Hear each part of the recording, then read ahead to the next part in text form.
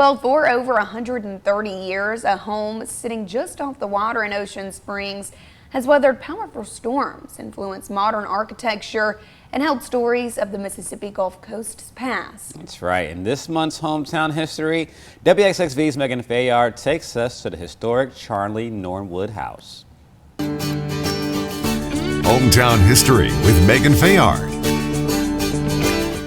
Constructed in 1890 as a winter residence for the Charnley family of Chicago, more than a century later, the home remains standing as a testament to preservation and architectural innovation. Through rebuilding, remodeling, and restoration, the house has endured while showcasing a style of architecture that was truly ahead of its time.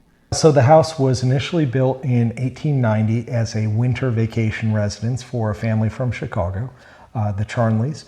They owned the house for about 6 years and sold it to another couple from Chicago, the Norwoods. So that's where we get our name, the Charnley-Norwood-house from. And the Norwoods owned the house for about 6 months, and on their first wintertime visit, they burned the house down to the ground. So the house that we're standing in currently is a reconstruction in 1897 of the 1890 house, but they really kind of improved upon it at the time. What's special about the home is its design. The home had a way of blending in with its natural surroundings, with its horizontal layout, large windows, open floor plan, and use of color and texture both inside and out.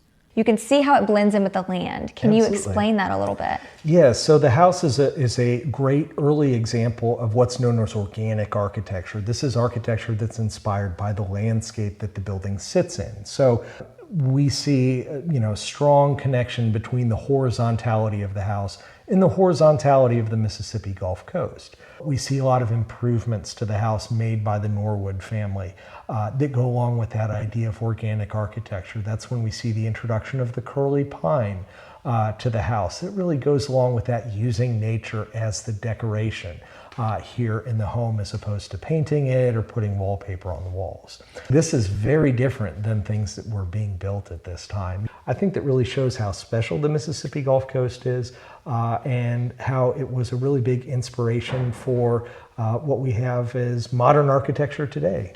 Two known architects at one point took credit for what was once two homes built on the waterfront piece of land.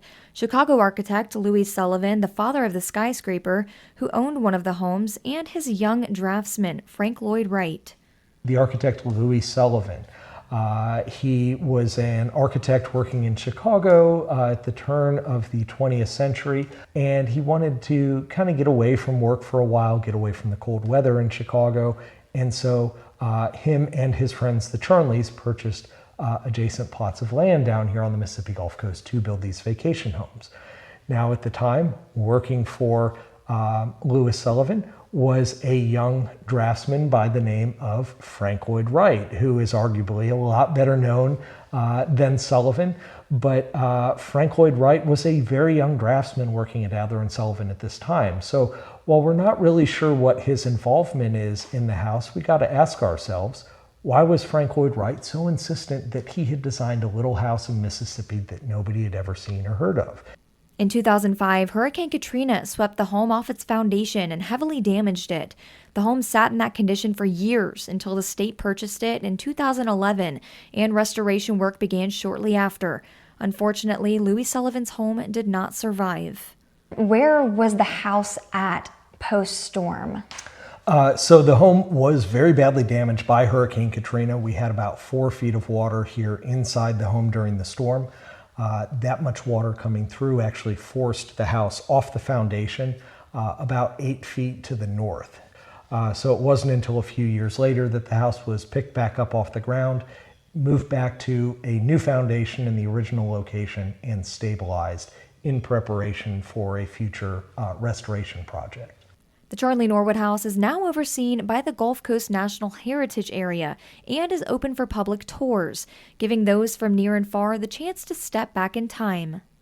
We're very, very fortunate that this could have been built anywhere in the United States, but Louis Sullivan and the Charnleys decided to initially design their homes here. And as we all know and love the Mississippi Gulf Coast, we can see why they would want to spend their times here. They were some of the original snowbirds coming from Chicago. So it's really special that this is not only here in Mississippi, but still standing after all the storms and the decades and the disasters that have impacted this area.